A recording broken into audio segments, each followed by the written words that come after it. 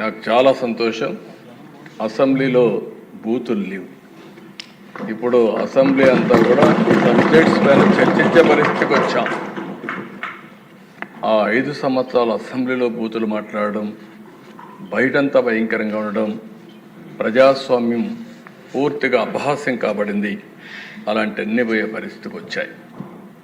ఈరోజు మళ్ళీ రాష్ట్రంలో ఒకటే విజ్ఞప్తి చేస్తున్నాం. ఎవరైనా సరే ఆడబిడ్డల పైన అత్యాచారాలు చేసి తప్పించుకోవాలంటే ఈ ప్రభుత్వంలో వీలు కాదు. అదే చివరి రోజు అవుతుందని మరొకసారి హెచ్చరిస్తున్నా.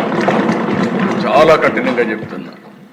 ఇంకా కొంతమంది అక్కడక్కడ చూస్తున్నాను, ఆకతాయిలు ఉన్నారు, ఇష్టానుసారంగా ప్రవర్తిస్తున్నారు. వారందరికీ కూడా ఒక మెసేజ్ పోవాల్సిన అవసరం ఉంది. నేను ఒకప్పుడు ఒక మెసేజ్ ఇచ్చాను.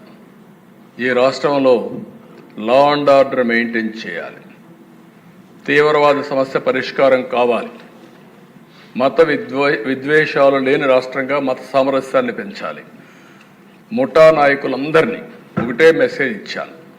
తరతరాలుగా మీరు ముఠాలకు పాటుపడుతున్నారు. కుటుంబాలు లేకుండా పోయే పరిస్థితి వస్తూ ఉంది. ఇంక ఈ రాష్ట్రంలో జరగడానికి వీలు లేదని ఆ రోజు కూడా చాలా స్పష్టంగా కంట్రోల్ చేశాం. రౌడీలకు ఒక మెసేజ్ ఇచ్చాం. ఈ రాష్ట్రంలో రౌడీ అనేవాడు ఉండడానికి వీలు లేదు. ఈ రాష్ట్రం మీకు సహకరించదు. అలాంటి వాడు ఉంటే ఈ రాష్ట్రాల నుంచి పారిపోవడం బెటర్ అని చెప్పి కూడా హెచ్చరించా. ఇప్పుడు కూడా చెప్తున్నా, ఎవరైనా సరే రౌడీజం చేసి మళ్ళా తప్పించుకుంటామంటే అలాంటి వాళ్ళని ఎట్టి పరిస్థితుల్లో వదిలిపెట్టమని అసెంబ్లీ సాక్షిగా హెచ్చరిస్తున్నారని కూడా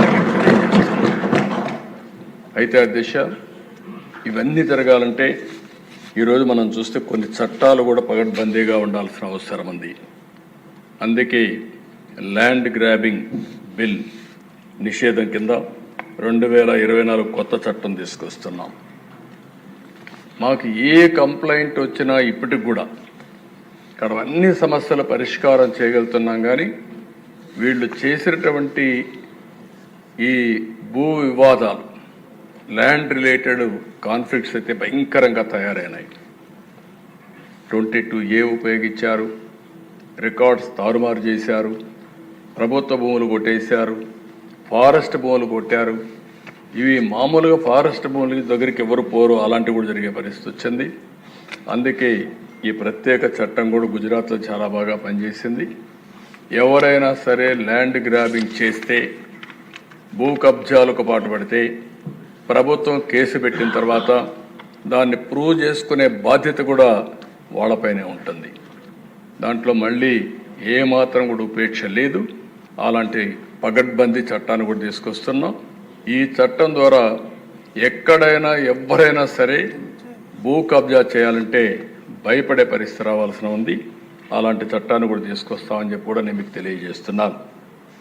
అదే మరిగా దిశ ఈరోజు టెక్నాలజీ, డ్రోన్స్ ఉపయోగిస్తున్నాం.